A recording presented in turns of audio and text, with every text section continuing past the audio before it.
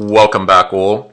Another important bash built-in worth mentioning is a function that generates random numbers. So this function is called random and it returns an integer between 0 and 32,767. So these two numbers basically, 0 and 32,767. Why? So in the examples I will explain how this works, but why is it limited to this range, 0 to 32,767? Well, I'm going to let you go ahead and go onto the net and figure out what does this number represent in programming language in general, and why this range for the random function. It is possible to have bigger numbers. Of course, it is possible to have bigger numbers than 32,767, right? And it's a bit of a weird limit, isn't it?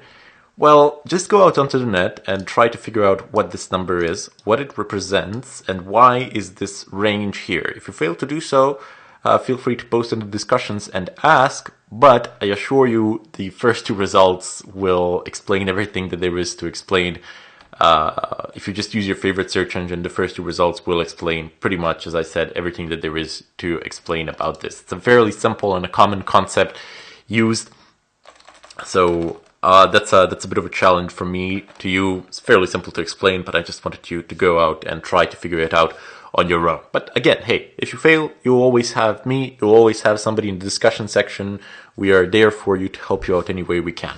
Anyway, let's go about writing a small short script which will generate some sort of random numbers. So let's go ahead and say that we would like a maximum of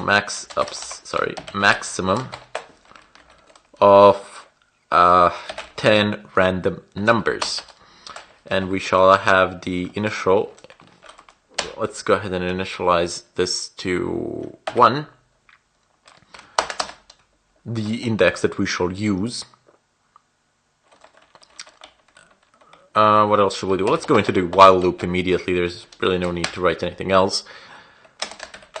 Type in $i, which has been pre-initialized, -le, a lesser or equal than, and then we shall use the value of the variable max here.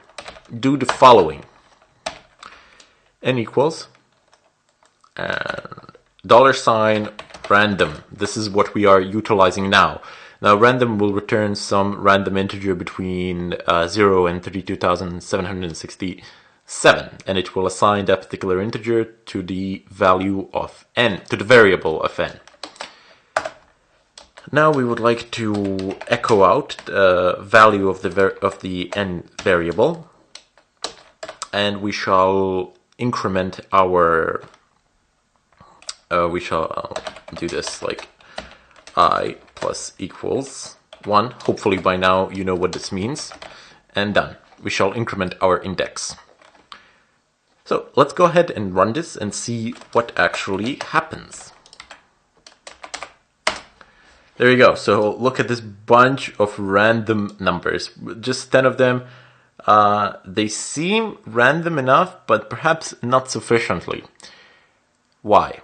Well, as much as I want to say that these are real random numbers, they're not. Even though it is called a random function and it does actually generate random numbers, but they're not completely random. They are based upon variables that are fed to the function, and the so-called randomness is purely dependent upon the things that are fed into the function. So for example, there are functions which generate certain things. Like a random function can be compared to perhaps the function that generates cookies when you visit a website or when you log into a website. How? Well, when you log into a website, the PHP function to generate a cookie for you takes your IP address. What else does it take? I don't know. It takes something from your machine as well, some random number from your machine. And it uses the time and date stamps when you visited the site and a few other things that I can't remember at the moment, but doesn't really matter. It combines them, takes all of those numbers, feeds them into the function, and then the function, based upon those numbers, based upon those variables, generates a cookie which seems completely random to the naked eye. It looks something like this. Basically, this is how a cookie would look like, and you can't make heads or tails from it. But if I had exactly the same variables that you had, if I had, for example, your IP address and your date of login and a few other variables, depending on what the function takes in, I would be able to generate that exact same cookie and present myself as you.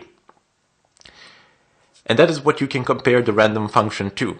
It too takes certain variables, takes certain values from those variables, and then it generates these numbers down below. And the randomness, the so-called randomness of these numbers, as I stated before, is purely dependent on the variables that are fed to this random function. You can look up the syntax of the random function on the net. I strongly encourage you to do so.